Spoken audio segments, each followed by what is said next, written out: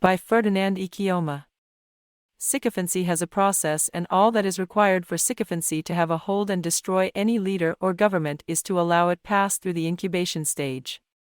No matter how competent and prepared a leader is, as long as he is not ready to call the bluff of sycophants and face the task of governance with sincerity and seriousness, it would be a matter of time before he fails, and when he fails, sycophants would be the first to desert and discredit him. A friend did a jingle in celebration of Dr. Alex Otti's victory at the polls and sent it to me to listen before he would begin to air it. I listened to it and told him point blank that it would not fly, because it sounded sycophantic.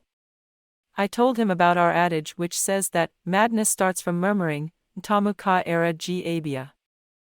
There are many congratulatory messages flying up and down both in the newspapers and on radio in celebration of Dr. Otti's victory.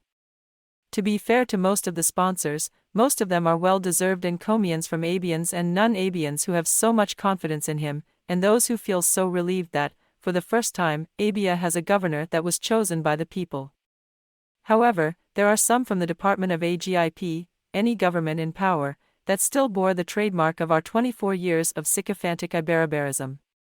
Let's pray and hope that this category turns a new leaf, or be left behind. You, as an appointee of Governor Alex Otti, I will not seek his permission to attack or call you out, if you attempt to deceive or wear him the apparel of a creator or an infallible being. He is a genius of immense endowments, with many beautiful qualities and verifiable excellent accomplishments which no propagandist or blackmailer can erase, but to succeed as governor, he would need to be honestly advised and told the truth where necessary, and at all times. You know why Governor Alex Otti will not tolerate sycophants and sycophancy. He has a record of excellence that needs to be enriched. He has a history of performance that needs to be deepened.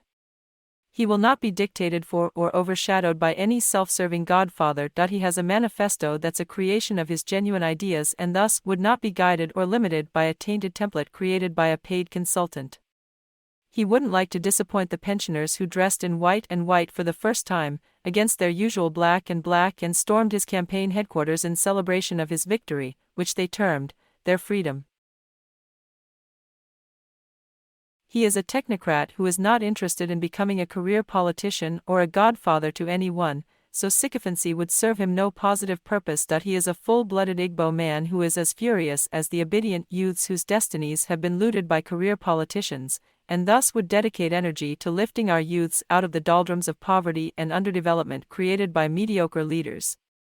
These are some of the reasons the Abia governor-elect, Dr. Alex Otti, OFR won't tolerate sycophancy. At Views Exclusive Rights, Ferdinand Ikioma, Special Advisor, Media and Publicity, to the Abia governor-elect, Dr. Alex Otti, April 1, 2023.